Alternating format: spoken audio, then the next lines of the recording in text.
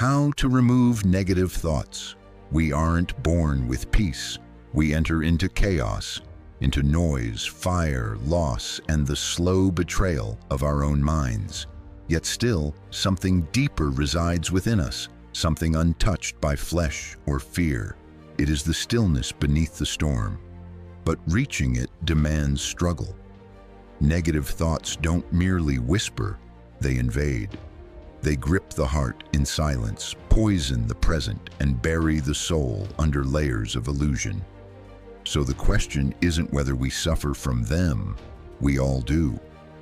The real question is, what do we do when they come? Step 1. Don't believe everything you think. Negative thoughts aren't facts. They are only suggestions, shadows, not structures. Epictetus once said, "It is not things that disturb us, but our opinions about things."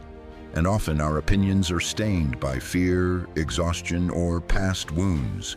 Just because we think something doesn't make it true. An untrained mind turns into a trickster, fabricating problems to avoid discipline, inventing enemies to escape effort, replaying pain just to feel important. So this is where we start. We observe the thought. We don't obey it. Say, "There is anger in me," not "I am angry." That shift, one traps you, the other sets you free. Step 2. Speak the language of reason, not emotion. Emotion is fast. It demands answers, now loud, final. Reason, however, is the slow blade that slices through illusion.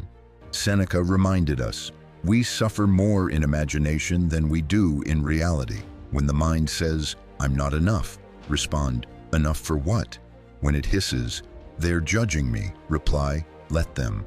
A strong mind isn't free from negativity, is simply unmoved by it.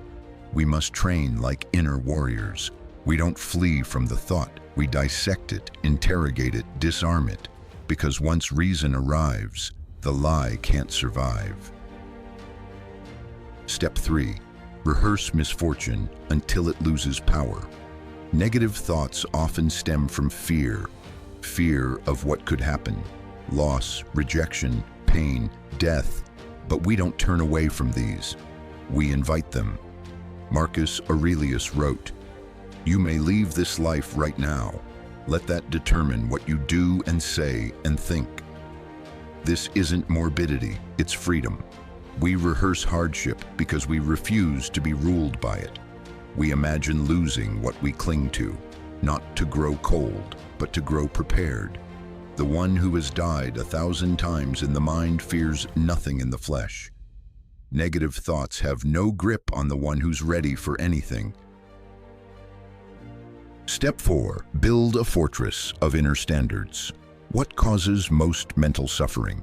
Trying to control what isn't ours, other people's opinions, outcomes of plans, the past, the future. A wise one draws a boundary. This is mine, my attitude, my effort, my principles. That is not your approval, their praise. The Stoic sage said the wind purifies. He who has made a fair compact with fate neither complains nor boasts. When you've let go of what you don't control, any negative thought that tries to shake your peace finds nothing to grab onto. We don't chase peace in the world. We cultivate it within and defend it like a kingdom. Step 5. Return to the present. Ruthlessly negative thoughts live in two places, the past and the future. Regret, shame, anxiety, fear. These are ghosts of time, not truths of the present.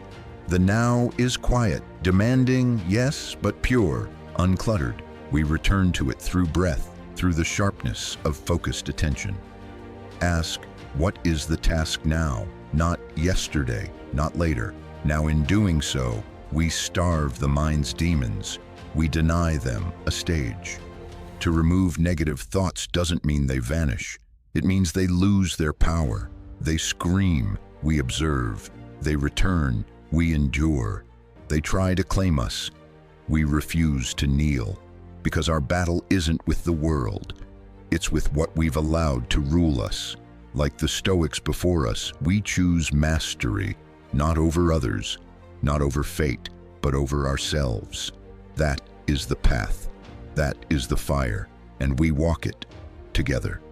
If this spoke to you, subscribe to the Stoic Horizon for more wisdom to light your path. Not more noise, but true weapons of the mind. This isn't for everyone. It's for those who are done being ruled by themselves.